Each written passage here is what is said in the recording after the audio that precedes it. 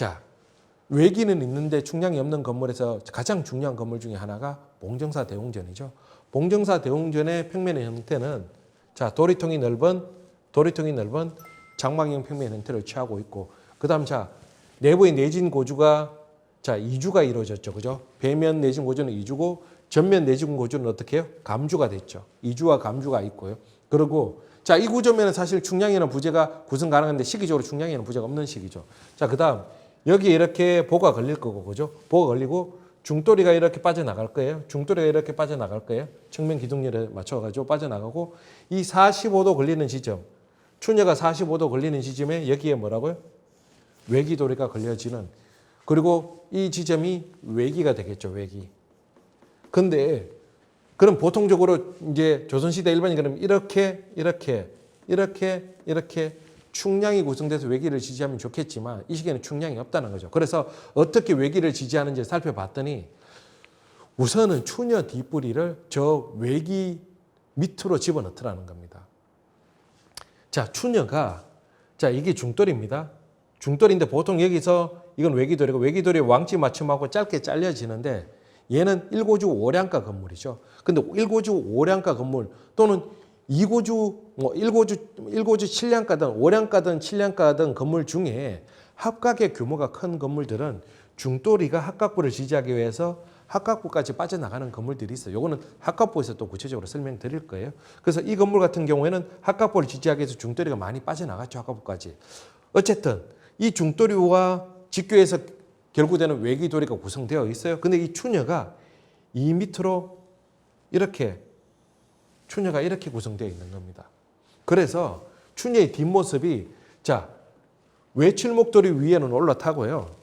그 다음에 그 밑으로 내려가서 어디로? 이 외기돌이, 중돌의 외기돌이가 결구되는 그 하부를 이렇게 턱을 내서 이 하부를 받치는 그런 구조 방식으로. 그래서 추녀는 구조적으로 뒷뿌리가 들리는 힘이 작용하죠. 그 뒷뿌리가 들리는 힘과 그 외기에서 가해지는 하중이 균형을 이루어서 이렇게 구성한 그런 구조 방식이다. 이렇게 이해하면 좋겠죠. 그리고 이건 나중에 제가 지붕가구 구조에서 추녀할 때 또 한 번 더 설명드리겠지만, 자, 조선 초기까지는 추녀를 도리 위에, 그러니까 우리가 일반적으로 추녀 설치는 도리 위에 올려놓잖아요. 그럼 도리 위에 올려놨을 때 가장 큰 문제가 뭐죠? 추녀는 경사져서 내민보 형태로 캔틸러버 구조로 길게 빠져나가 있기 때문에 항상 구조적인 문제가 뒷뿌리 들림입니다. 그죠? 이 뒷뿌리 들림에 대한 구조적인 해결 방식이 없었던 것 같아요.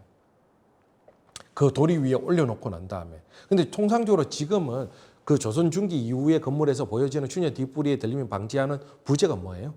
추녀정이나 강다리 같은 부재죠. 근데 시기적으로 이 강다리 구조 방식이 이 시기에는 없었던 것 같아요. 그러니까 추녀를 도리 왕지 위에 올려놓고 뒷뿌리 들리는 거를 잡아주는 그 구조가 없으니까 어쩔 수 없이 추녀를 어떻게 도리 밑으로 넣을 수밖에 없었던 거죠.